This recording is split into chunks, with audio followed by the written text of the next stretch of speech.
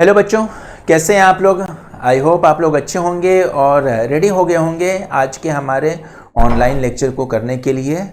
और मैं आपका केमिस्ट्री टीचर इम्तियाज़ अहमद आप सभी लोगों का स्वागत करता हूं हमारे स्टूऑन के ऑनलाइन टीचिंग प्लेटफॉर्म पर, जहां पर हम लोग हेलो एल्केन और हेलो एरीन के बारे में पढ़ रहे हैं, उसके बारे में हम लोग समझ रहे हैं। और अभी तक हमने आपको 4 लेक्चर कवर करा दिया है और 4 लेक्चर में मैंने आपको सारा का सारा कॉन्सेप्ट बता दिया है। आज का जो लेक्चर होगा वो केवल क्वेश्चन बेस्ड लेक्चर होगा। जी हाँ, आज हम लोग केवल क्वेश्चन सॉल्व करेंगे और क्वेश्चन भी कौन सा सॉल्व करेंगे, वही क्वेश्चन हम लोग लेंगे जो आईआईटी एग्जामिनेशन में और पीएमटी एग्जामिनेशन में पूछे जा चुके हैं, जो कि मैं जानता हूं कि बहुत ही इंपॉर्टेंट क्वेश्चंस हैं, बहुत ही अच्छे सवाल हैं और बहुत ही बेसिक लेवल के सवाल हैं, जिसको सॉल्व करके आपका कॉन्सेप्ट जो होगा वो काफ़ी अच्छी तरीके से स्ट्रॉन्ग हो जाएगा। तो चलिए हम लोग अपने आज के लेक्चर को स्टार्ट करते हैं। आज का 5वां लेक्चर हम लोग स्टार्ट करते हैं और देखते हैं कि कौन कौन सा सवाल है।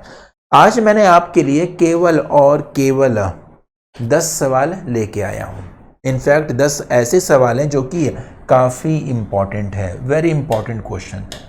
10 सवाल मैं आपको लेके आया हूँ और उन्हीं 10 सवाल को करने में आपको समझ में आ जाएगा कि कैसे कैसे सवाल जो है वो पूछा जाता है आईआईटी एग्जामिनेशन में और पीएमटी एग्जामिनेशन में। अगर आपको आईआईटी के बारे में थोड़ा सा नॉलेज हो जाएगा तो पीएमटी भी बहुत ही सिंपल सा होता है। तो थोड़ा सा अगर आप डिफ़िकल्ट क्वेश्चन की तरफ फोकस करोगे तो ऑब्वियस सी बात है कि सिंपल क्वेश्चन तो अपने आप ही बन जाएगा। क्योंकि बहुत सारे बच्चे सोचे होंगे कि सर हम तो पीएमटी में हैं, तो आईआईटी वाला सवाल लगा कि हमें क्या मिलेगा। आईआईटी वाला सवाल लगा कि बेटा आपको कॉन्फिडेंस मिलेगा। आपको क्या मिलेगा बेटा? कॉन्फिडेंस मिलेगा। और उसी कॉन्फिडेंस की बदौलत आप पीएमटी एग्जामिनेशन में 100 आउट ऑफ 100 सिक्योर कर सकते हो, पूरा 100% मार्क्स सिक्योर कर सकते हो। तो ये नहीं कि पीएमटी का सवाल लो लेवल का आता है तो लो लेवल पर ही हम लोग फोकस करेंगे, नहीं, हमें अपने लेवल को थोड़ा सा ऊपर लेके जाना है। यानी कि आईआईटी लेवल को आप करेंगे तो आपको समझ में आ जाएगा। तो सबसे पहले हम लोग क्वेश्चन नंबर 1 पे फोकस करते हैं। क्वेश्चन नंबर 1, क्वेश्चन देखने में डिफिकल्ट है पर है डिफिकल्ट नहीं, बहुत ही सिंपल टाइप का ये क्वेश्चन है, बहुत ही सिंपल टाइप का ये क्वेश्चन है। क्वेश्चन नंबर 1, क्वेश्चन नंबर 1 क्या कह रहा है? Heating of 2-chloro-1-phenyl butane.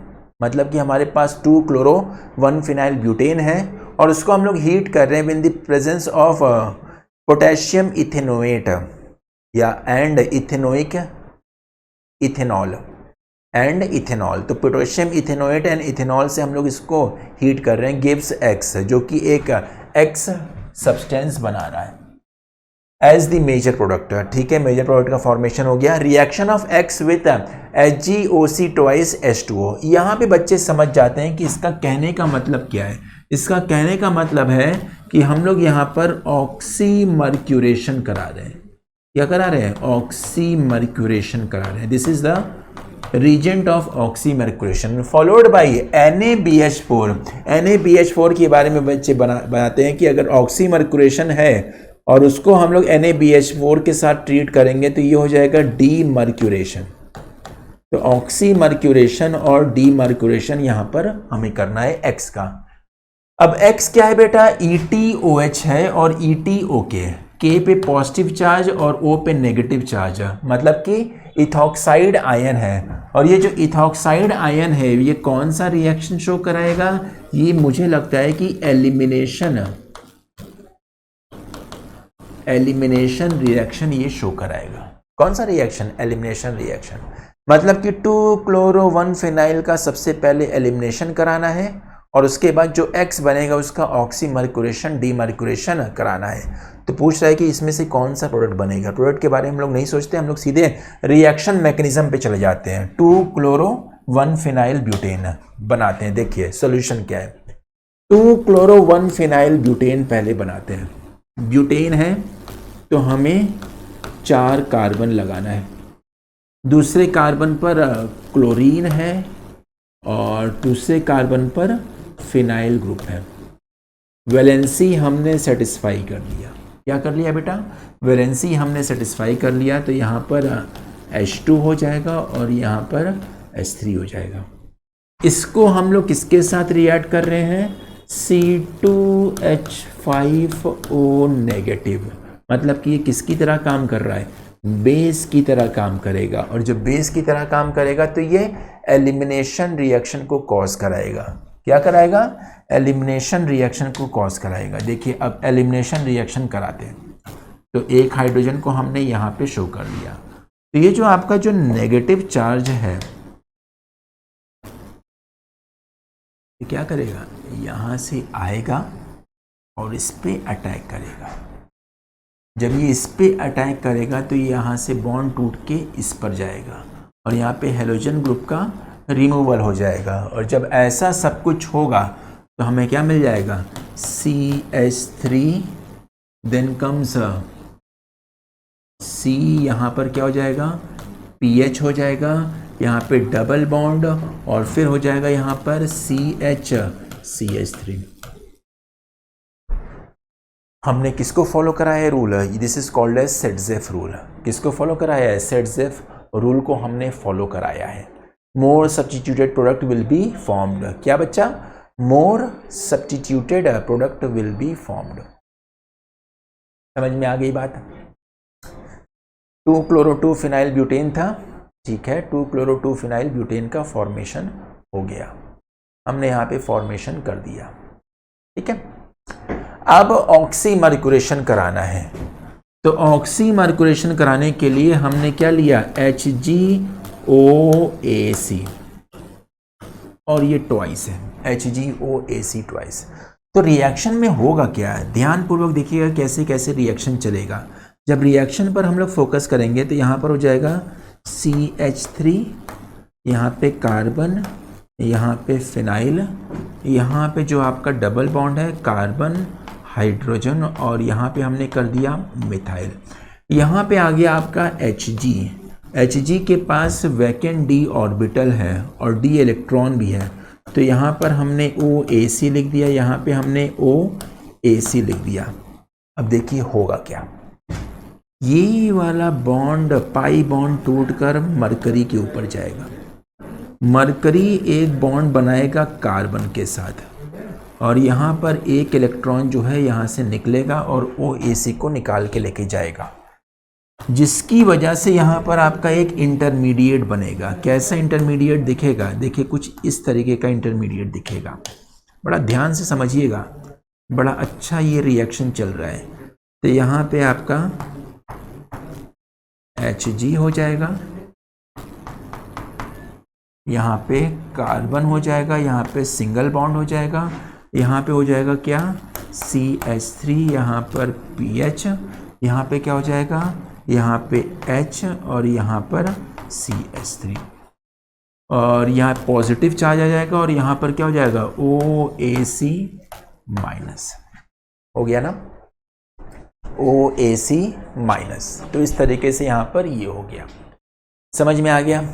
अब इसके बाद वाटर मॉलिक्यूल क्या करेगा? अटैक करेगा, और जब वाटर मॉलिक्यूल अटैक करेगा तो वाटर मॉलिक्यूल का ऑक्सीजन जो है अपना इलेक्ट्रॉन देगा इस कार्बन को, इस कार्बन को, जिसकी वजह से कार्बन पर ये बन गया आपका CH3, यहाँ पे हो गया PH, यहाँ पे हो गया OH2, ऑक्सीजन पे पॉजिटिव चार्ज, और ये वाला बॉन्ड जो है टूट के इस मरकरी पे चला जाएगा। और जब इस, अच्छा एक चीज़ मैं भूल गया, यहाँ पर एक OAc लगाना मैं भूल गया, ठीक है, क्योंकि एक ही बॉन्ड टूटा है ना, तो OAc लगाना भूल गया, जिसकी वजह से अब यहाँ पर CH बन जाएगा, इधर आपका हो जाएगा CH3, और ये हो जाएगा HgOAc। क्या हो जाएगा? HgOAc। अल्टीमेटली यहाँ पर जो OAc माइनस बना था, कहाँ पर बना था? ये निकला था ना, ये OAc माइनस जो है इस हाइड्रोजन पर OH2 का एक हाइड्रोजन पे जाकर अटैक करेगा as a form of base, और अल्टीमेटली यहाँ पर इलेक्ट्रॉन इस पे चला जाएगा, तो ये क्या बन जाएगा आपका? PH बन गया, यहाँ पर C बन गया, ये CH3 बन गया, ये आपका OH बन गया और यहाँ पर क्या बन जाएगा, यहाँ पे आपका CH HgOAC और यहाँ पर हो गया CH3। तो मतलब कि ये ऑक्सीमर्क्यूरेशन पूरा हो गया है। अल्टीमेटली अब क्या करना है, डीमर्क्यूरेशन करना है। और जब हम लोग डीमर्क्यूरेशन करेंगे तो we will get this compound PH CH3, यहाँ पर OH और यहाँ पर CH2CH3, this will give CH2CH3। तो this is called as demercuration. देख रहे हैं कुछ इस तरीके से हो रहा है। बस मैंने यूज़ क्या किया है, मैंने यूज़ किया है elimination reaction and oxymercuration and demercuration reaction. देखने में ये डरावना लग रहा है पर है डरावना बिल्कुल नहीं। बस आपको क्या करना है, स्टेप बाय स्टेप प्रोसेस को फॉलो करना है। तो ये इतना आपका हो गया एलिमिनेशन, फिर यहाँ से हो गया यहाँ तक आपका ऑक्सीमर्क्यूरेशन और फिर ये लास्ट स्टेप हो गया डीमर्क्यूरेशन। तो this will be the final product, this will be the final product. Note कर लिया। तो कुछ एक जगह गलत था, 2-chloro-1-phenyl ब्यूटेन, 1 फिनाइल है, इसी वजह से मैंने 2 फिनाइल कर दिया था। आपको करना क्या है, 1 फिनाइल करना है। मैंने 2 फिनाइल कर दिया था, कोई बात नहीं, हमें क्या करना है, 1 फिनाइल करना है। तो देखिए कहाँ पे 1 फिनाइल करेंगे, इसको हटा लेते हैं, इसको हटा लेते हैं, तो ये आपका हो जाएगा CH2, ये PH हो जाएगा, 1 फिनाइल, और ये हो जाएगा आपका H हो जाएगा। ठीक है, सब कुछ वही था, सब कुछ वही है। यहाँ पे इसको हटा लेते हैं, इसको हटा देते हैं, तो अल्टीमेटली यहाँ पर क्या हो जाएगा, ये हम यहाँ पर H कर लेंगे और यहाँ पर H2 ये PH कर लेंगे। ठीक है, फिर देखिए यहाँ पर PH कर लेते हैं, यहाँ पर ये कर लेते हैं, बस पोजीशन आपको चेंज करना है। यहाँ पे आपका हो जाएगा H हो जाएगा और यहाँ पर CH2 PH हो जाएगा। फिर यहाँ पर PH हटाते हैं, यहाँ पर ये हटाते हैं, तो अल्टीमेटली ये CH2 PH हो जाएगा और ये H हो जाएगा। ठीक है, फिर इसमें हम लोग करते हैं क्या, PH हटाते हैं और ये हटाते हैं, तो अल्टीमेटली आपका हो जाएगा यहाँ पर CH2 PH हो जाएगा और यहाँ पे आपका H हो जाएगा, ये this will be the H हो गया। फिर यहाँ पे भी वही काम कर देते हैं, ये आपका हो गया CH2 PH हो गया और यहाँ पर H हो गया, और अल्टीमेटली यहाँ पे क्या हो जाएगा, यहाँ पर इसको हटाते हैं, इसको हटाते हैं, तो अल्टीमेटली यहाँ पर CH2 PH हो जाएगा और ये हो जाएगा H। ये हो गया, पूरा चेंज मैंने कर लिया। ठीक है, बस इधर का उधर करना था। मैंने 2 फिनाइल कर लिया था, असल में क्वेश्चन में 1 फिनाइल दिया हुआ था, तो इस हिसाब से देखा जाए। नोट कर लिया, अब इसको नोट कर लीजिएगा, this is the perfect one. Note कर लिया होगा। तो आंसर क्या हो गया, देखिए आपका आंसर हो जाएगा PH है, CH2 PH है, PH है, PH है,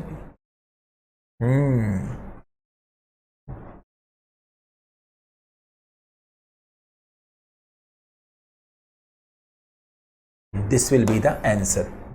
ठीक है, this will be the answer. हो गया, एकदम सिंपल सा है, कोई दिक्कत वाली बात नहीं है, ए वाला हमारा आंसर बन जाएगा। समझ में आ गया होगा। A very good question being asked in the mains examination. चलिए अगला सवाल देखते हैं क्या बोलता है। The major product of the following reaction is, यहाँ पे 2 रीजेंट का फॉर्मेशन यूज कर रहा है, Cl2 CCl4 और AlCl3 एनहाइड्रस। जैसे ही बच्चों को दिखता है AlCl3 एनहाइड्रस, उनको थोड़ा सा आइडिया लग जाता है कि ये जो है आपका फ्रीडल क्राफ्ट रिएक्शन को शो कर सकता है, और होगा भी यहाँ पर फ्रीडल क्राफ्ट रिएक्शन। और Cl2 in the presence of CCl4 जो है वो आपका बन जाता है क्या, halogenation. This is the halogenation, मतलब कि हमें हैलोजिनेशन कराना है और उसके बाद फ्रीडल क्राफ्ट रिएक्शन कराना है। तो हैलोजिनेशन कराएंगे तो पाई बॉन्ड को हमें ब्रेक करना है। तो पाई बॉन्ड कौन सा ब्रेक करेगा? क्या बेंजीन वाला ब्रेक करेगा? बिल्कुल नहीं। बेंजीन अपनी स्टेबिलिटी को मेंटेन करना चाहेगा, एरोमेटिसिटी को छोड़ेगा नहीं। तो बेंजीन का पाई बॉन्ड अनडिस्टर्ब रहेगा। तो कौन सा पाई बॉन्ड डिस्टर्ब होगा? ये वाला पाई बॉन्ड आपका डिस्टर्ब करेगा और यहां पर दोनों क्लोरीन जो है रिएक्ट करेगा। देखिए, जब यहां पर दोनों क्लोरीन रिएक्ट करेगा तो कुछ इस तरीके से हमें मिलेगा।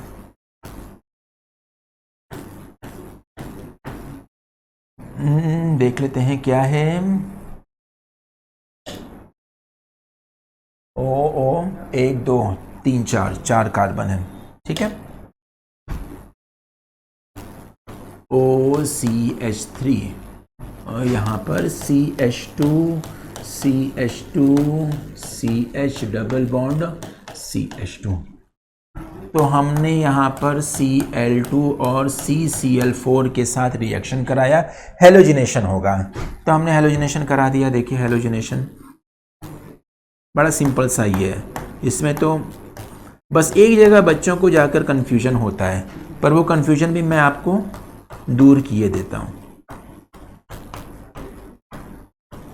CH यहाँ पर Cl हो गया और यहाँ पर CH2 और यहाँ पर Cl हो गया, मतलब कि gem di halide vicinal di halide का फॉर्मेशन होगा। विसिनल डाई हैलाइड का फॉर्मेशन हुआ। तो पहला स्टेप हमारा हो गया है, फर्स्ट रिएक्शन हमने कंप्लीट कर लिया है। अब बात आती है AlCl3 का हम लोग यूज कर रहे हैं in anhydrous form. AlCl3 in anhydrous form will be acting like a Lewis acid। ये लेविस एसिड की तरह काम करेगा और जब ये लेविस एसिड की तरह काम करेगा तो एक क्लोरीन को अपने साथ भगा के लेके जाएगा और जब एक क्लोरीन को अपने साथ भगा के लेके जाएगा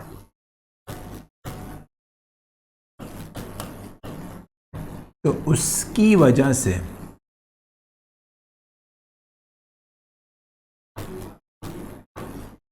यहाँ पे पॉजिटिव चार्ज बनेगा और प्लस AlCl4 माइनस बनेगा। Positive charge plus AlCl4 minus. तो लेविस एसिड अपना काम किया, हैलोजन को अपने साथ लेके गया, जिसकी वजह से कार्बोकटायन का फॉर्मेशन होगा। जब ये कार्बोकटायन का फॉर्मेशन होगा, ये कार्बोकटायन जो है वो इलेक्ट्रॉन रिच सेंटर पे जाके अटैक करेगा और जब ये इलेक्ट्रॉन रिच सेंटर पे जाके अटैक करेगा तो बेंजीन ही उसके पास ऑप्शन है। तो यहां पर साइक्लिक का फॉर्मेशन करेगा, रिंग का फॉर्मेशन करेगा। अब ये जो रिंग का फॉर्मेशन करेगा कहां पे करेगा उसको समझना है, क्योंकि यहां पे भी अटैक कर सकता है, यहां पे भी कर सकता है, यहां पे और यहां पे कर सकता है। तो कार्बोकटायन या इलेक्ट्रोफिलिक सेंटर उसी कार्बन पे जाके अटैक करेगा जहां पर इलेक्ट्रॉन की डेंसिटी सबसे ज्यादा होगी। अब देखते हैं कहां पे इलेक्ट्रॉन की डेंसिटी सबसे ज्यादा हो गई। बेंजीन पे इलेक्ट्रॉन की डेंसिटी डिसाइड करने वाला यहां पर मिथॉक्सी ग्रुप है और मिथॉक्सी अपना दो इफेक्ट लगाएगा। पहला इफेक्ट जो लगाएगा -I इफेक्ट लगाएगा, oxygen is being more electronegative, और दूसरा इफेक्ट जो लगाएगा वो +R लगाएगा, ऑक्सीजन का लोन पेयर रिंग पर डिलोकलाइज होगा। +R will be stronger than -I, पर फिर भी -I अपना कुछ ना कुछ काम तो करके जाएगा। देखते हैं क्या करता है। +R की वजह से ऑर्थो और पैरा पोजीशन पर इलेक्ट्रॉन डेंसिटी बढ़ेगा, बराबर तरीके से बढ़ेगा। तो +R से ऑर्थो और पैरा पर इलेक्ट्रॉन डेंसिटी बढ़ा, तो मतलब कि ये पॉजिटिव चार्ज जो है इस पर अटैक कर सकता है या ऑर्थो, कोई भी। ये वाला दूर है तो यहां पे नहीं करेगा, पास वाले पर ही करेगा। पर -I को भी देख लेते हैं। -I की वजह से यहां पर ऑर्थो पे इलेक्ट्रॉन डेंसिटी ज्यादा कम होगा एज कंपेयर टू पैरा। तो मतलब कि ऑर्थो पर और पैरा पर अगर इलेक्ट्रॉन डेंसिटी को जज किया जाए तो हम लोग ये पाएंगे कि पैरा पर इलेक्ट्रॉन डेंसिटी ज़्यादा है एज कंपेयर टू ऑर्थो। तो अल्टीमेटली ये जो पॉजिटिव चार्ज जो है, ये जो इलेक्ट्रोफिलिक सेंटर जो है वो पैरा पर ही जाके अटैक करेगा, और जब ये पैरा पे जाके अटैक करेगा तो अल्टीमेटली इंटरमीडिएट में मैं शो नहीं कर रहा हूँ, मैं सीधे प्रोडक्ट बना देता हूं। तो यहां पे आपको मिल जाएगा क्या, 1 2 3 4। तो यहां पर 1 2 3 4 और ये हो जाएगा, ठीक है। और ये आपका हो जाएगा CH2 हो जाएगा, this will be called as CH2। यहाँ पे Cl रहेगा, एक H के साथ रहेगा और ये हो जाएगा CH2। तो आंसर विल बी दिस, ये आपका आंसर बनेगा। देखिए लग रहा था कि बड़ा डिफिकल्ट टाइप का सवाल है, पर था एकदम हलवा टाइप का सवाल और एकदम सिंपल वे में हमने सॉल्व कर लिया है। बस कंफ्यूजन कहाँ पे हो रहा था, यहाँ पे जाके रिंग बनाएगा कि यहाँ पे बनाएगा, तो वो कंफ्यूजन हमें दूर कैसे हो गई। हमें पता है GOC के अकॉर्डिंग अगर देखा जाए तो मिथॉक्सी ग्रुप पैरा पर ज़्यादा इलेक्ट्रॉन बढ़ाएगा as compare to ortho. Note कर लीजिएगा बच्चा।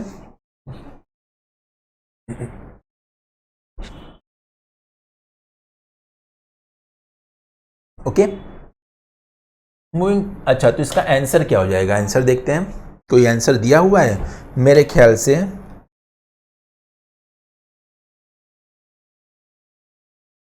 चार है ना, ये वाला हो गया आंसर।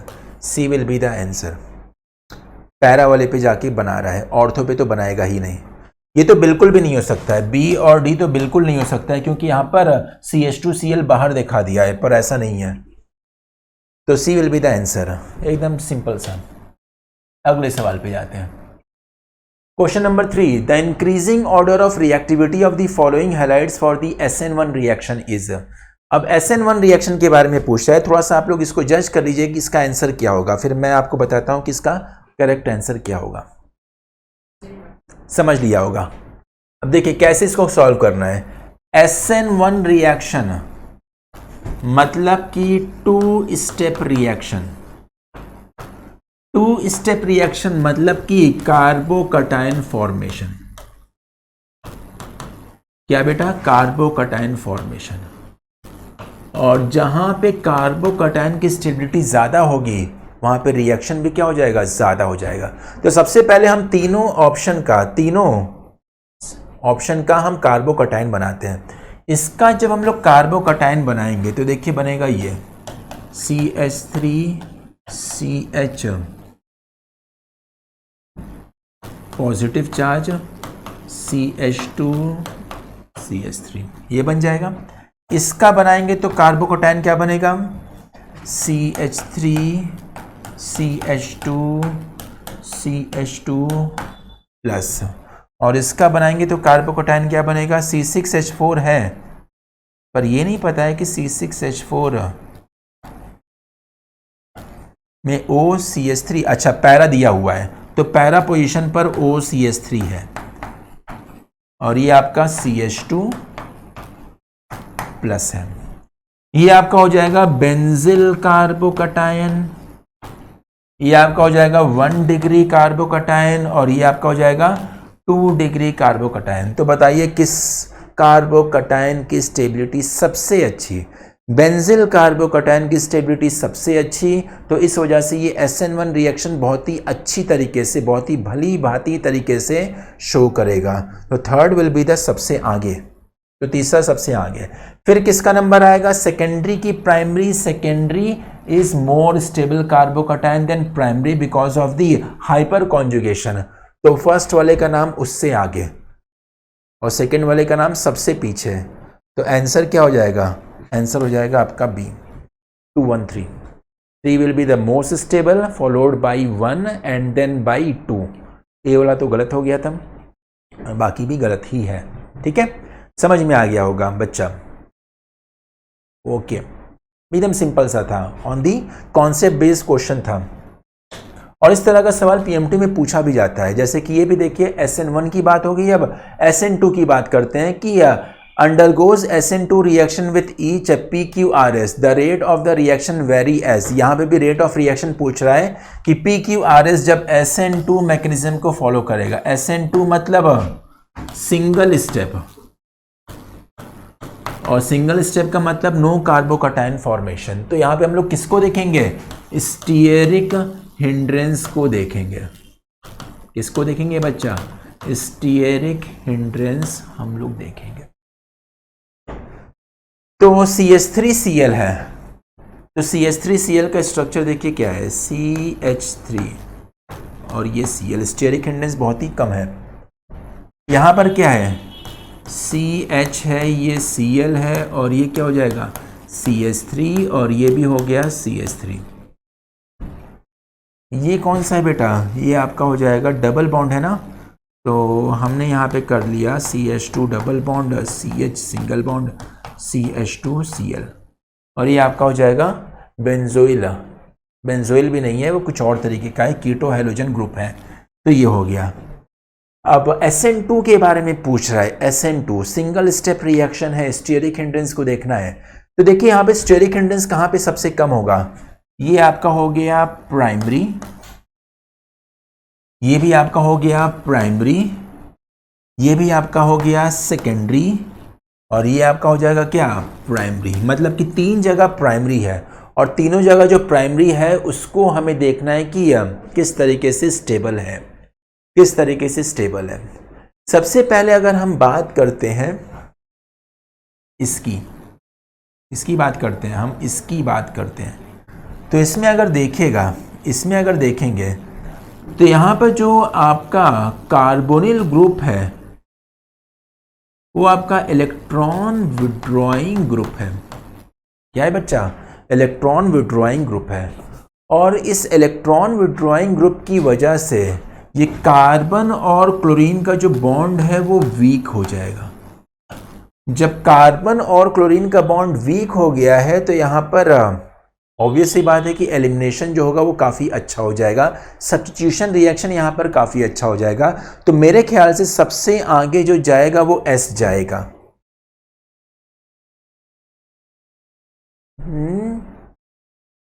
सबसे आगे जाएगा वो क्या जाएगा, S जाएगा, और एक ही ऑप्शन में S आगे जा रहा है। फिर देखते हैं PRQ। अब बोल रहा है कि P ये प्राइमरी है और ये भी क्या है आपका प्राइमरी है, पर फर्क क्या है, ये प्राइमरी जो है वो सिंपल लेवल का है, बस आपका मिथाइल हैलाइड है, पर यहां पे जो प्राइमरी है वो आपका कैसा है, विनाइलिक है, सॉरी विनाइलिक नहीं, ये अलाइलिक है, अलाइलिक है। और अलाइलिक जो है वो आपका SN1 मैकेनिज्म को अच्छे से देता है, ना कि SN2। मैंने आपको बताया था बेंजाइलिक की बात करें या फिर अलाइलिक की बात करें तो ये दोनों जो स्ट्रक्चर है वो SN1 मैकेनिज्म को ज़्यादा फॉलो करता है, ना कि SN2 को फॉलो करता है। तो इस वजह से ये पीछे हो जाएगा, R वाला और P वाला आगे आ जाएगा। बिल्कुल सही, P और R।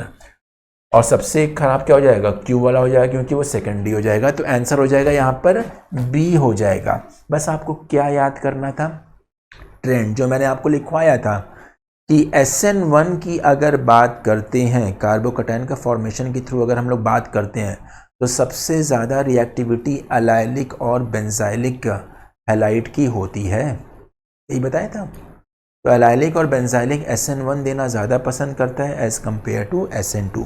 नोट कर लीजिएगा बच्चा। ये 4 क्वेश्चन हो गया, 6 क्वेश्चन और बचा हुआ है। देखते हैं कि और 6 क्वेश्चन क्या क्या है।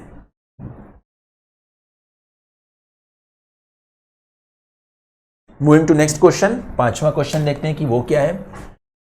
For the following compound the correct statements with the respect to nucleophilic substitution reaction.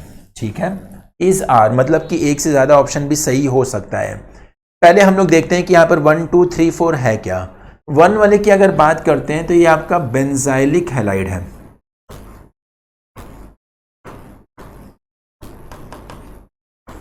और बेंजाइलिक हैलाइड कौन सा मैकेनिज्म फॉलो करता है, ये आपका जो मैकेनिज्म फॉलो करेगा वो होगा SN1। तो बेंजाइलिक हैलाइड में आपका SN1 होगा। दूसरा वाला जो है साइक्लोहेक्सेल, ये आपका सिंपल 1 डिग्री हैलाइड है, कुछ नहीं, सिंपल क्या है बेटा 1 डिग्री हैलाइड है। अब क्योंकि ये 1 डिग्री हैलाइड है तो ये कौन सा फॉलो करेगा, ये SN2 को अच्छे से फॉलो करेगा। यहां पे अगर देखा जाए तो ये आपका हो जाएगा 3 डिग्री हैलाइड, और 3 डिग्री हैलाइड में स्टीयरिक हिंड्रेंस होता है, कार्बोकैटायन जो बनेगा उसकी स्टेबिलिटी ज़्यादा होता है हाइपर कॉन्जुगेशन की वजह से, तो ये SN1 को फॉलो करेगा। और ये आपका हो जाएगा benzylic halide with methyl group. ये क्या है, benzylic halide with methyl group, मतलब कि बेंजाइलिक हैलाइड तो है ही है, पर जिस कार्बन पर हैलोजन है उस कार्बन पर मिथाइल ग्रुप भी है, तो ऑब्वियस सी बात है कि ये जो है आपका SN1 शो करेगा। अगर हम लोग कंपेयर किया जाए 1 और 4 में, दोनों बेंजाइलिक है, तो 1 और 4 में किसकी रिएक्टिविटी सबसे ज़्यादा होगी? तो फोर्थ वाले की रिएक्टिविटी सबसे ज़्यादा होगी SN1 में। क्यों सबसे ज़्यादा होगी? क्योंकि ये जो आपका कार्बोकटायन बनेगा, एक तो बेंजाइलिक होगा ही होगा, साथ ही साथ मिथाइल ग्रुप भी उसको स्टेबलाइज करेगा by the means of hyper conjugation, by the means of hyper conjugation. तो 4 वाले की रिएक्टिविटी सबसे अच्छी होगी एज कंपेयर टू 1। अब ऑप्शन में देखते हैं। अच्छा, इन्वर्जन की बात कर रहा है। इन्वर्जन कहां पर होता है? SN1 में होता है कि SN2 में? तो आपको मैंने बताया है कि इन्वर्जन वाला जो फिनोमेना होता है वो SN2 में होता है, सिंगल स्टेप रिएक्शन में होता है। तो इन्वर्जन केवल सेकेंड वाले में होगा, फर्स्ट, थर्ड और फोर्थ में इन्वर्जन नहीं होगा, वहां पे रेसिमाइजेशन होगा। तो सेकेंड वाले में इन्वर्जन होगा। कंपाउंड 4 अंडरगोज इन्वर्जन, बिल्कुल गलत है। कंपाउंड 4 जो है वो आपका रेसिमाइजेशन होगा, तो ये ऑप्शन गलत हो गया। The order of reactivity 1, 3 and 4, देखिए पहले में, तीसरे में और चौथे में SN1 मैकेनिज्म है। अगर रिएक्टिविटी की बात करें तो चौथा वाला सबसे आगे, फॉलोड बाई पहला वाला एंड देन फॉलोड बाई तीसरा वाला। तो मेरे ख्याल से यही ट्रेंड दिया भी है, बी वाला ऑप्शन सही हो गया। 1 एंड 3 फॉलोज SN1 मैकेनिज्म, क्या सही है? बिल्कुल सही है, SN1 फॉलो कर रहा है। 1 एंड 2 फॉलोज SN1 मैकेनिज्म, बिल्कुल गलत। 1 SN1 को फॉलो कर रहा है, 2 जो है वो SN2 को फॉलो कर रहा है।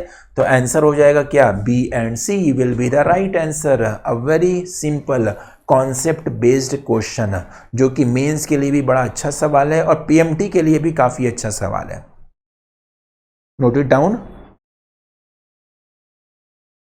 कॉन्सेप्ट हमने क्या यूटिलाइज किया है? SN2 में इन्वर्जन होता है और SN1 में रेसिमाइजेशन होता है। तो ये 5 क्वेश्चंस हो गया और आपने अच्छी तरीके से इसको समझ लिया होगा। मूविंग टू नेक्स्ट क्वेश्चन, देखते हैं कि अगला सवाल क्या है। अच्छा, इसका सॉल्यूशन तो मैंने आपको बता ही दिया है। अब ये अच्छा सवाल है। ये जहां तक मेरा ख्याल है ये कभी कभी बोर्ड में भी पूछा गया है, बोर्ड में पूछा गया है, बच्चे कंफ्यूज कर जाते हैं। और कुछ इसी तरह का सवाल जो है PMT, IIT में पूछा गया है, PMT में भी ये बन सकता है। In the following reaction the major product is, इस रिएक्शन में सबसे मेजर प्रोडक्ट क्या होगा? और यहाँ पे डाई एल्कीन है, डाई एल्कीन है और दिया हुआ है कि हमने केवल 1 इक्विवेलेंट HBr का यूज किया। ये इंपॉर्टेंट है कि HBr हमने ढेर सारा इस्तेमाल नहीं किया है, केवल एक इक्विवेलेंट, मतलब कि केवल एक मॉलिक्यूल HBr का ही हम लोग को इस्तेमाल करना है और देखना है कि यहाँ पर क्या होगा प्रोडक्ट। तो इसको थोड़ा सा सोचिएगा, फिर मैं आपको बताता हूँ 1 मिनट के बाद कि इसका सोल्यूशन क्या होगा। चलिए इसका सोल्यूशन देखते हैं और मैकेनिज्म के आधारित हम लोग सोल्यूशन देखेंगे। ओके, यहाँ पे पेज नहीं लिखे हैं, तो चलिए इसके पीछे ही मैं देख लेते हैं। यहाँ पर खाली है तो इसी को हम लोग यूज़ कर लेते हैं। हाँ, क्या दिया था? रीजेंट है, पहले इसको देखते हैं। डबल बॉन्ड 4 कार्बन है और दूसरे पर मिथाइल ग्रुप है, तो बनाते हैं CH2 डबल बॉन्ड C, यहाँ पर CH3 हो जाएगा, फिर ये आपका CH डबल बॉन्ड और ये CH2। और हम लोग क्या कर रहे हैं कि यहाँ पर HBr से रिएक्शन करा रहे हैं। तो सबसे पहले जो है HBr जो है वो ब्रेक करके H+ आयन बनाएगा और Br- आयन बनाएगा, मतलब कि आपको एक इलेक्ट्रोफाइल मिलेगा और एक यहाँ पर न्यूक्लियोफाइल मिलेगा। तो सवाल ये है कि इलेक्ट्रोफाइल और न्यूक्लियोफाइल में से कौन सबसे पहले अटैक करेगा? ऑब्वियस सी बात है कि वही सबसे पहले अटैक करेगा जिसके हिसाब से कंडीशन है। और कंडीशन क्या है रीजेंट में? Pi electron. पाई इलेक्ट्रॉन की मतलब इलेक्ट्रॉन डेंसिटी ज़्यादा है। अब क्योंकि इलेक्ट्रॉन डेंसिटी ज़्यादा है तो इस वजह से यहाँ पर H+ आयन का अटैक होगा, ना कि Br- आयन का अटैक होगा। तो ये जो है सबसे पहले H+ आयन के साथ अटैक करेगा। अब H+ आयन को अटैक करने के लिए यहाँ पर 4 पोजीशन है, क्योंकि चारों कार्बन पे आपका पाई इलेक्ट्रॉन है। तो यहाँ पे भी अटैक कर सकता है, यहाँ पे भी कर सकता है, यहाँ पे भी कर सकता है, या फिर यहाँ पे भी कर सकता है। घोर दुविधा कि कहाँ पे करेगा। तो हमें पता है कि वहीं पे H+ आयन अटैक करेगा, जहां पे अटैक करने के बाद इंटरमीडिएट स्टेबल बनेगा। तो अगर पाई इलेक्ट्रॉन पे H+ आयन अटैक करता है तो इंटरमीडिएट क्या बनेगा? कार्बोकटायन बनेगा। तो जहां पे कार्बोकटायन मोस्ट स्टेबल मिलेगा वहीं पर हमारा क्या होगा? रिएक्शन आगे की तरफ जाएगा। अब देखिए, अगर इन दोनों पे अटैक कराते हैं, इस पे अटैक कराएंगे H+ का, तो यहां पे कार्बोकटायन मिलेगा 1 डिग्री, काम का नहीं हुआ। यहां पे अगर हम लोग अटैक कराते हैं H+ आयन का, तो कार्बोकटायन यहां पे मिलेगा 2 डिग्री, नहीं। अगर हम लोग यहां पे अटैक कराते हैं H+ आयन का, तो कार्बोकटायन यहां पे मिलेगा 1 डिग्री, काम का नहीं। पर अगर हम लोग यहां पे H+ आयन का अटैक कराते हैं तो कार्बोकटायन यहां पे मिलेगा, कौन सा डिग्री हो जाएगा? 3 डिग्री, मतलब कि मोस्ट स्टेबल कार्बोकटायन हमें मिल जाएगा। तो ये CH3 हो जाएगा, C हो जाएगा, CH3 हो जाएगा, पॉजिटिव चार्ज। ये CH2 नहीं होगा, यहाँ पे CH होगा और डबल बॉन्ड के साथ CH2 हो जाएगा। So this is the most stable carbocation. Most नहीं बोलेंगे, मोर बोलेंगे, क्योंकि मोस्ट तो इससे आगे भी हो सकता है। सो मोर स्टेबल कार्बोकटायन। समझ में आ गया ये कॉन्सेप्ट ना बच्चा? बड़ा अच्छा कॉन्सेप्ट है, मज़ा आ जाता है ऐसा करने में। तो ये आपका इंटरमीडिएट बनेगा, पॉजिटिव चार्ज टर्शरी कार्बोकटायन बनेगा। ठीक है, अब हमें किसको अटैक कराना है? Br- को अटैक कराना है।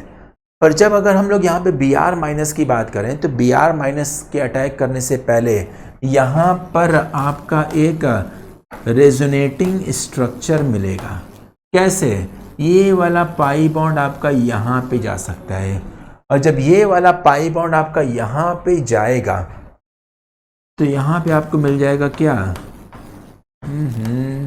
कुछ अटका है। हाँ, तो CH3 हो जाएगा, C हो जाएगा, यहाँ पे CH3 हो जाएगा, यहाँ पे डबल बॉन्ड हो जाएगा, ये CH हो जाएगा, ये CH2 और यहाँ पे प्लस। अब बच्चे कंफ्यूज हो गए कि सर आपने ऐसा क्यों किया, क्यों आपने ऊपर वाले को नीचे वाले में चेंज कर दिया? ऐसा इसलिए क्योंकि यहाँ पे आपका जो एल्कीन है वो कम सब्स्टिट्यूटेड है, और ये वाला एल्कीन जो है आपका ज़्यादा सब्स्टिट्यूटेड है, and the more substituted alkene is more stable. तो इसलिए यहाँ पर हमने रेजोनेटिंग स्ट्रक्चर इसका बना दिया। फिर अब बात आएगी किसकी? Br-, और Br- अपना काम करेगा, कहाँ पे अटैक करेगा? जहाँ पर इलेक्ट्रॉन कम है। कहाँ पे इलेक्ट्रॉन कम है? अंत में आपको इलेक्ट्रॉन कम दिखेगा। सॉरी, ये H हो जाएगा और फिर यहाँ पे हो जाएगा CH2Br। समझ में आई बात?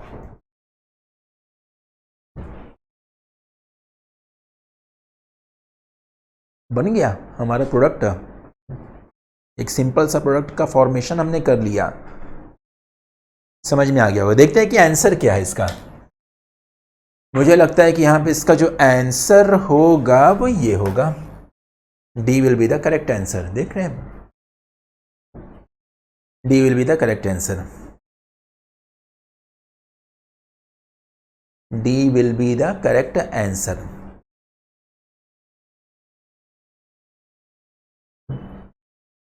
ओके,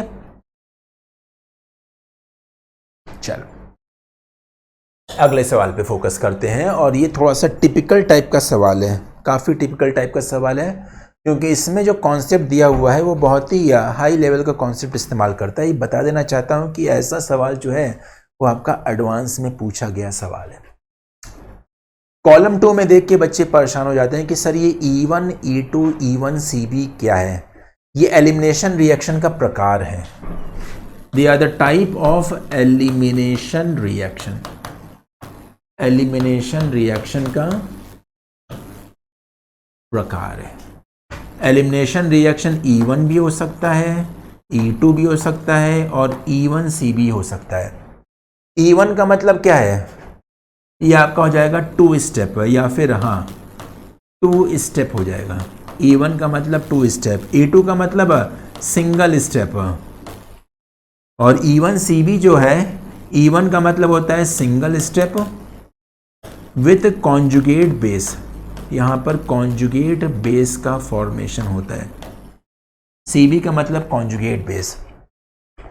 1-2 से मतलब समझ में आ गया कि ये ऑर्डर के बारे में बता रहा है, जैसे कि SN1 था, SN2 था, वैसा ही E1 और E2 है, सेम कॉन्सेप्ट। जैसे कि SN1 आपका 2 स्टेप में होता है तो E1 भी आपका 2 स्टेप में होता है। सबसे पहले कार्बोकैटायन का फॉर्मेशन होगा और फिर आपका अटैक होगा, ठीक है। E2 जैसे SN2 था, सिंगल स्टेप था, सेकेंड ऑर्डर का था, उसी तरीके से E2 भी क्या है, सिंगल स्टेप है और ये सेकेंड ऑर्डर का है, मतलब कि साइमल्टेनियसली दोनों की दोनों लिविंग ग्रुप निकलेंगे। बेस अटैक करेगा, एक लिविंग ग्रुप को अपने पास साथ लेके जाएगा और साथ ही साथ दूसरा लिविंग ग्रुप भी निकल जाएगा, पाई बॉन्ड का फॉर्मेशन हो जाएगा, ठीक है। E1CB का मतलब है कि एलिमिनेशन हो रहा है, फर्स्ट ऑर्डर का है, पर फर्स्ट ऑर्डर का जो एलिमिनेशन हो रहा है वो कॉन्जुगेट बेस के साथ हो रहा है, मतलब कि सबसे पहले कॉन्जुगेट बेस का फॉर्मेशन होता है और इस कॉन्जुगेट बेस से एलिमिनेशन होकर एलिमिनेटेड प्रोडक्ट का फॉर्मेशन होता है। अब ऑप्शन में देखते हैं कि ये क्या क्या बोल रहा है। कॉलम 1 जो बोल रहा है वो सब स्टेटमेंट है और बोल रहा है कि ये जो कॉलम 1 का स्टेटमेंट जो है वो कॉलम 2 से कैसे मैच कर रहा है, हमें मैच कराना है।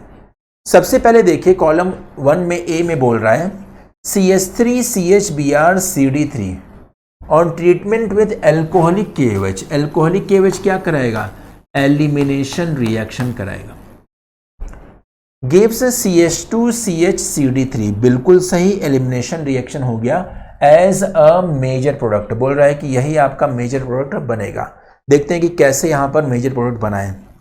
तो BrCH बीच वाले कार्बन पर Br है, इधर वाले कार्बन पर हम CH2 और H दिखा देते हैं CH3, और इधर वाले कार्बन पर हम CD2 और D दिखा देते हैं CD3, where D is deuterium. अब यहां पे जब एलिमिनेशन होगा तो ब्रोमीन का तो एलिमिनेशन होगा ही होगा, और सेकेंड कार्बन से मतलब कि बीटा पोजीशन से, बीटा पोजीशन आपका ये है और ये है, बीटा पोजीशन से आपका एक और एलिमिनेशन होगा। तो ऑप्शन बन रहा है या तो ड्यूटेरियम निकलेगा या तो हाइड्रोजन निकलेगा। अगर ड्यूटेरियम निकला तो यहाँ पे बॉन्ड का फॉर्मेशन होगा और हाइड्रोजन निकला तो यहाँ पे बॉन्ड का फॉर्मेशन होगा, पर बोल रहा है कि बॉन्ड का फॉर्मेशन जो है यहाँ पर हो रहा है, मतलब कि हाइड्रोजन निकल रहा है। तो ड्यूटेरियम और हाइड्रोजन में कौन सबसे अच्छा लिविंग ग्रुप है? वी ऑल नो दैट जहां पर बॉन्ड कमजोर होगा वहीं पर लिविंग ग्रुप अच्छा बन जाएगा। कार्बन और ड्यूटेरियम का बॉन्ड मजबूत होता है as compare to carbon and hydrogen, so we can say that deuterium से अच्छा लिविंग ग्रुप हाइड्रोजन है। तो इस वजह से ये जो है आपका मेजर प्रोडक्ट का फॉर्मेशन होगा। क्या करेगा, मेजर प्रोडक्ट। कैसे, ये आपका OH माइनस है ना, OH माइनस इस पे अटैक करेगा, यहाँ पे होगा और यहाँ पे होगा, मतलब कि ये पूरा का पूरा रिएक्शन साइमल्टेनियस है और simultaneous elimination reaction is also called as E2। तो ए जो है उसका सही आंसर क्या हो जाएगा, E2 रिएक्शन को सही है, मतलब कि ए का जो है वो Q होगा।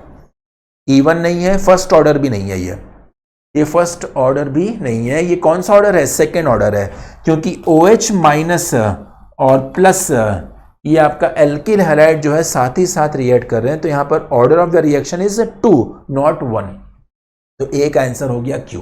ये बात समझ में आई बच्चा, बड़ा जान लगा के बोल रहा हूं, तो मेरे ख्याल से आपको ये बात समझ में आ गई होगी।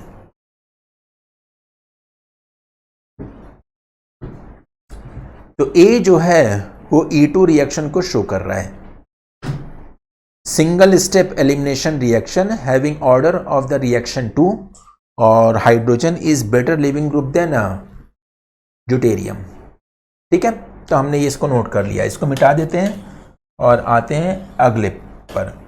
अगला स्टेटमेंट बी हम लोग देखते हैं। बी में बोल रहा है कि PHCHBrCH3 reacts faster than PHCHBrCD3। इसको अगर हम लोग ध्यान पूर्वक देखा जाए तो यहां पर क्या है, हाइड्रोजन है और यहां पर ड्यूटेरियम है, और मैंने अभी आपको बताया है कि hydrogen is better leaving group than deuterium in E2 reaction.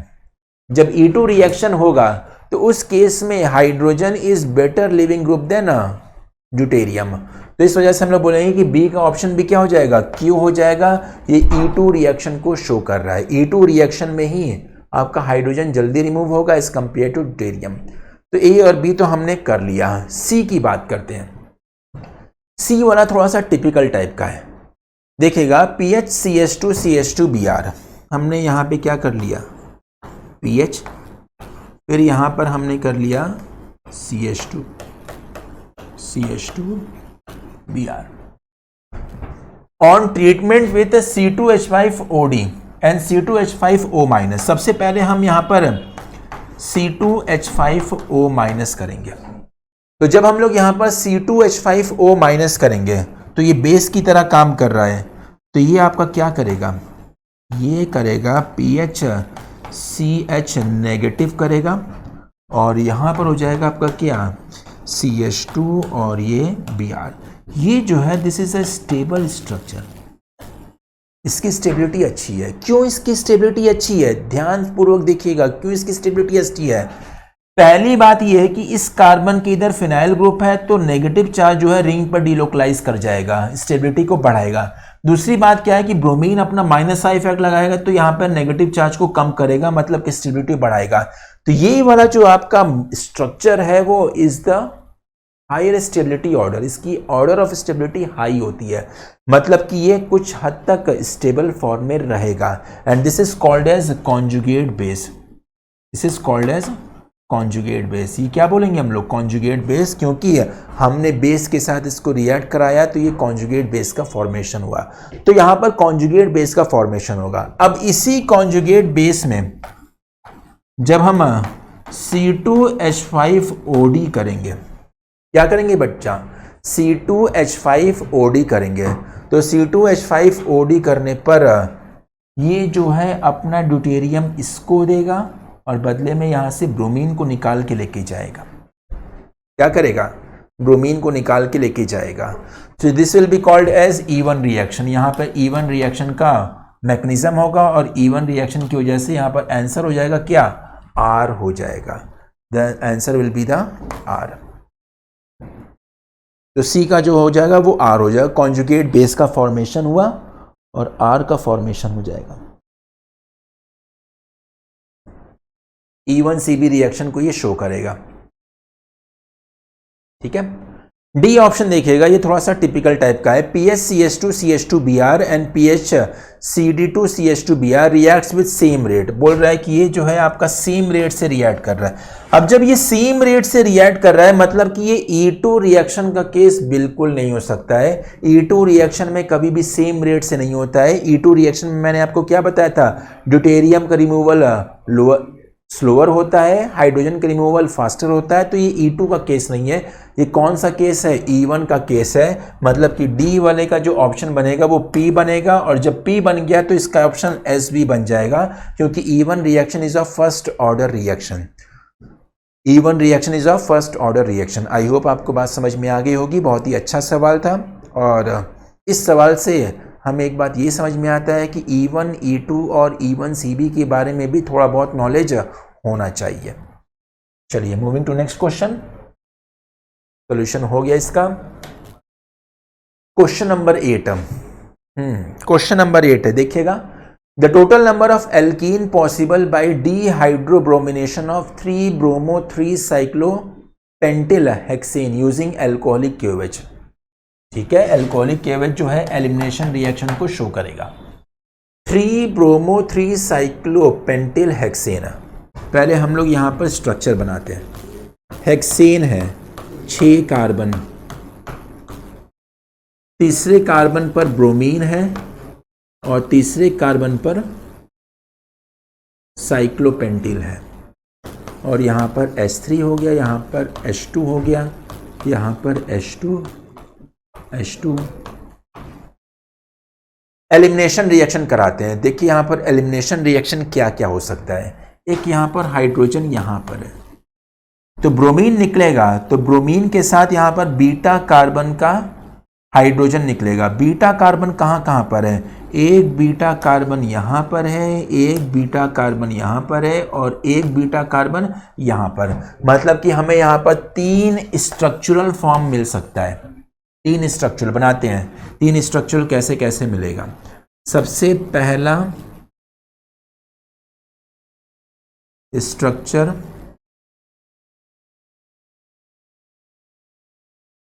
आपका ये हो जाएगा, प्लस दूसरा स्ट्रक्चर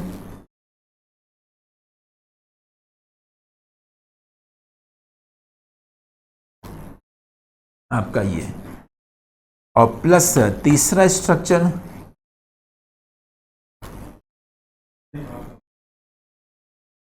आपका ये।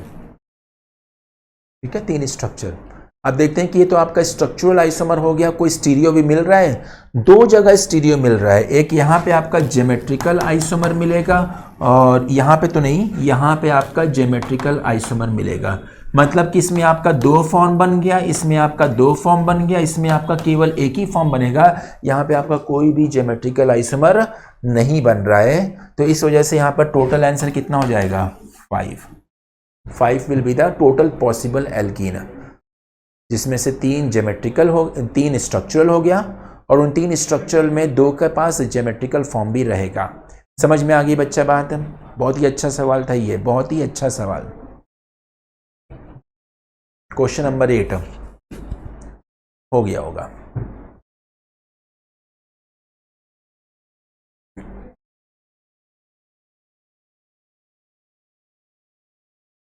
अगले सवाल को हम लोग देखते हैं कि अगले सवाल में क्या पूछा जा रहा है। एक बहुत ही सिंपल लेवल का सवाल है।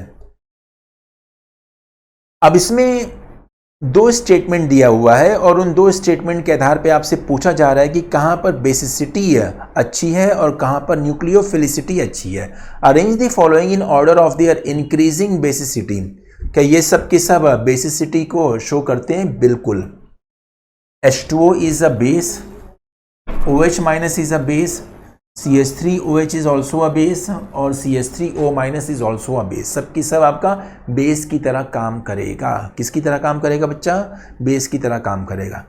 बेसिसिटी में एक बात ध्यान रखिएगा,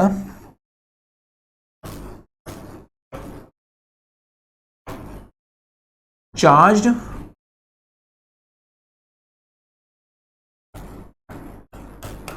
nucleophile are better base than uncharged। मतलब कि जहां पर नेगेटिव चार्ज है वहां पर बेसिक कैरेक्टर ज्यादा होगा एज कंपेयर टू जहां पर नेगेटिव चार्ज नहीं है, जहां पर न्यूट्रल है। तो इसमें अगर देखा जाए H2O है, OH माइनस है, CH3OH है, CH3O माइनस है, तो OH माइनस पे चार्ज है, CH3O माइनस पे चार्ज है, तो इन दोनों का बेसिक कैरेक्टर H2O और CH3OH से ज्यादा होगा। अब सवाल है कि OH माइनस और CH3O माइनस में कौन सबसे आगे जाएगा? तो ऑब्वियस सी बात है कि CH3O माइनस जो है वो सबसे आगे जाएगा। क्यों? क्योंकि मिथाइल ग्रुप अपना प्लस आई इफेक्ट लगाएगा और जब methyl group plus I effect लगाएगा तो ऑक्सीजन पर नेगेटिव चार्ज की टेंडेंसिटी को बढ़ा देगा। तो CH3O minus is better base than OH minus. दूसरी बात अब करते हैं अनचार्ज में। H2O है और CH3OH है, तो आपको आइडिया लग गया होगा कि CH3OH is better base then H2O। तो ट्रेंड आपका ये हो जाएगा। समझ में आई बात बच्चा? नीचे है इंक्रीजिंग रिएक्टिविटी इन न्यूक्लियोफिलिक सब्स्टिट्यूशन रिएक्शन। ओके, ये आपसे पूछ रहा है कि न्यूक्लियोफिलिक सब्स्टिट्यूशन रिएक्शन में इंक्रीजिंग रिएक्टिविटी क्या है। फर्क यहाँ पे क्या है? हैलोजन ग्रुप का है। और मैंने अभी आज ही की क्लास में, इनफैक्ट आज की क्लास में नहीं, पिछले क्लास में मैंने आपको बताया था कि फैक्टर्स अफेक्टिंग एलिमिनेशन रिएक्शन, यहाँ पे तो सब्स्टिट्यूशन की बात कर रहा है, तो सब्स्टिट्यूशन की बात करें या फिर एलिमिनेशन रिएक्शन की बात करें तो कार्बन हैलोजन के बीच के बॉन्ड डिसाइड करता है कि रिएक्शन रेट ज़्यादा होगा कि स्लो हो, फास्ट होगा कि स्लो होगा। जैसे कि फॉर एग्जांपल अगर कार्बन हैलोजन के बीच का बॉन्ड कमज़ोर है तो रिएक्शन फास्ट हो जाएगा, अगर मजबूत है तो रिएक्शन स्लो हो जाएगा। तो हम लोग ये बोल सकते हैं कि आयोडीन वाला सबसे आगे जाएगा। इस केस में CH3I जो है सबसे आगे जाएगा, followed by CH3Br, then followed by CH3Cl और सबसे कम क्या हो जाएगा, CH3F। हो गया ना। किस आधार पे हमने इसको अरेंज किया है, on the basis of the bond strength carbon and halogen. बहुत ही आसान सा सवाल था, कौन से बेस सवाल था, पीएमटी के लिए तो अच्छा सवाल बन जाता है, मेंस में पूछा गया सवाल है। ओके, चलिए क्वेश्चन नंबर 9 हो गया, आखिरी सवाल उसको देखते हैं। और देख के हालत ख़राब हो जाती है बच्चों की, पर इतना भी हालत ख़राब करने वाला सवाल नहीं है, बहुत ही सिंपल टाइप का सवाल है। यहाँ पे 3 रेजेंट का इस्तेमाल कर रहा है। एक्वस केवच, ध्यान रखिएगा, एक्वस केवच की बात कर रहा है, एल्कोहलिक केवच की बात नहीं कर रहा है। मतलब कि यहाँ पर एलिमिनेशन रिएक्शन नहीं कराएंगे, यहाँ पर हम लोग सब्स्टिट्यूशन रिएक्शन कराएंगे। एक्वस केवच, फिर chromium trioxide in acidic medium, और अंत में sulphuric acid in heated condition हम लोग यूज़ कर रहे हैं इसके साथ। तो देखते हैं कि इसका आंसर क्या होता है। मैकेनिज्म के हिसाब से हम लोग चलेंगे। सबसे पहले हम इस स्ट्रक्चर को ड्रॉ करते हैं। कौन सा, मेटा पोजीशन पर है, 1 2 3 कार्बन के बाद ब्रोमीन है।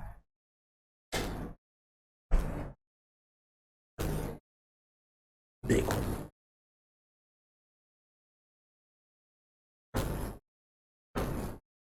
मेटा पोजीशन पर है,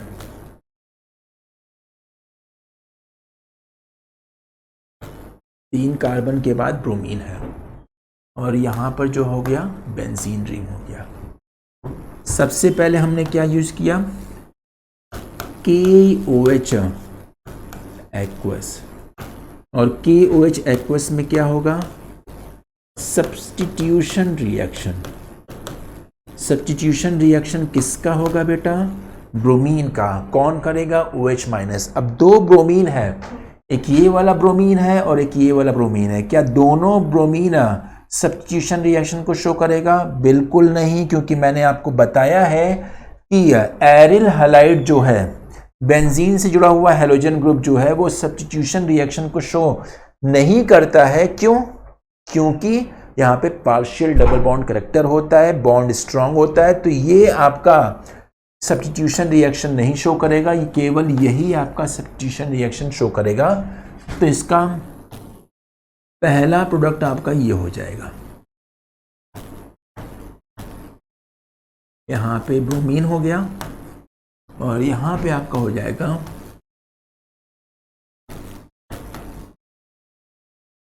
ठीक है। फिर CrO3 का हम लोग यूज कर रहे हैं, किसका बच्चा, CrO3 का यूज कर रहे हैं in acidic medium. CrO3 in acidic medium is acting like a strong oxidizing agent। और ये क्या करेगा, अल्कोहल ग्रुप को ऑक्सीडाइज करेगा। जब ये अल्कोहल ग्रुप को ऑक्सीडाइज करेगा, ब्रोमीन तो वैसे ही रहेगा, और यहां पे आपका हो जाएगा ये OH हो जाएगा, और यहां पर O हो जाएगा। मतलब कि कार्बोक्सिलिक एसिड का फॉर्मेशन करेगा, अल्कोहल को कार्बोक्सिलिक एसिड में चेंज करेगा। ठीक है। फिर अल्टीमेटली यहां पर हमने क्या किया है, H2SO4 का यूज किया है, और हमने यहां पर हीट किया। इनफैक्ट इसको देना चाहिए था कंसंट्रेटेड H2SO4, क्योंकि ये जो है आपका डिहाइड्रेशन रिएक्शन कराएगा। क्या कराएगा बच्चा, डिहाइड्रेशन रिएक्शन कराएगा। क्या, डिहाइड्रेशन रिएक्शन कराएगा। और जब ये डिहाइड्रेशन रिएक्शन कराएगा, तो यहां पे आपको अल्टीमेट प्रोडक्ट आपको मिलेगा ये,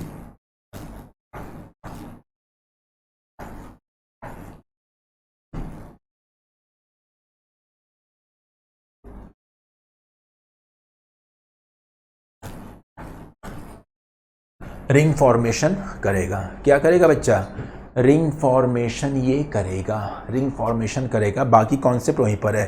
क्यों यहाँ पे करा है, क्यों यहाँ पे करा है, यहाँ पे नहीं किया है, मैंने आपको बता दिया है, पहले ही कॉन्सेप्ट वाला बात लेके चल रहा है। तो देखते हैं कि कोई ऑप्शन ये दिया हुआ है, कुछ ऐसा ऑप्शन दिया हुआ है। मुझे लगता है कि ये वाला तो नहीं है, क्योंकि यहाँ पर OH कर दिया है, यहाँ पर OH कर दिया है। ये वाला मुझे लग रहा है, कौन सा, that will be the correct answer. और हो गया, ठीक है, समझ में आया बच्चा? That was the answer of this question. तो ये हमारा 10वां सवाल हो गया और इस तरीके से हमारा आज का लेक्चर भी ये ख़त्म होता है। आई होप आपने देखा कि किस तरह का सवाल पूछा जाता है, किस तरह का सवाल पीएमटी में या फिर आईआईटी में या फिर एडवांस में पूछा जाता है। और इस तरह के सवाल अगर आप रेगुलर बेसिस पर, डे टू डे बेसिस पे सॉल्व करेंगे तो यकीन मानिए आपका परफॉर्मेंस इम्प्रूव करता जाएगा। कॉन्सेप्ट पढ़ना अपनी एक अलग कहानी चलती है। कॉन्सेप्ट से आप कभी एग्ज़ाम क्वालिफाई नहीं कर सकते। एग्ज़ाम कैसे क्वालिफाई करेंगे? क्वेश्चन लगाकर। जितना ज़्यादा आप क्वेश्चन लगाएंगे, जितना ज़्यादा आप सवाल की प्रैक्टिस करेंगे, आपका कॉन्सेप्ट उतना ही ज़्यादा स्ट्रॉन्ग होता जाएगा। क्योंकि जब हम लोग स्टार्टिंग में जब कॉन्सेप्ट पढ़ते हैं ना तो एकदम कच्चे फॉर्म में होता है, हमें नहीं पता होता है कि कहाँ से सवाल, कैसे कैसे सवाल पूछ सकता है। पर जब हम लोग सवाल लगाते हैं तब हमें आइडिया लगता है कि अच्छा, सवाल कुछ इस तरीके से पूछा जाता है, कुछ इस तरीके से ट्विस्ट करके पूछा जाता है। कॉन्सेप्ट तो एकदम सिंपल ही सा ही है, पर सवाल को इस तरीके से पूछा जाता है कि हमारे दिमाग काम करना बंद कर जाता है। पर हम यही चाहते हैं कि आपका दिमाग बिल्कुल भी काम करना बंद ना करे और आप अच्छी तरीके से आप एग्ज़ाम पर फोकस रहें, अच्छी तरीके से एग्ज़ाम ओरिएंटेड रहें और रिज़ल्ट आपका अच्छा ही आएगा। तो आज के लेक्चर के हम लोग यहीं पे समाप्त करते हैं और ये हमारी पूरी की पूरी कहानी हो गई है किसकी? हेलो एल्केन और हेलो एरिन की। अगले क्लास में हम लोग कोई नया टॉपिक स्टार्ट करेंगे। Till then take care and have a nice day. Bye bye. On H2On study is always on. Concepts के बेहतर रियलाइजेशन के लिए H2On पर बने रहिए।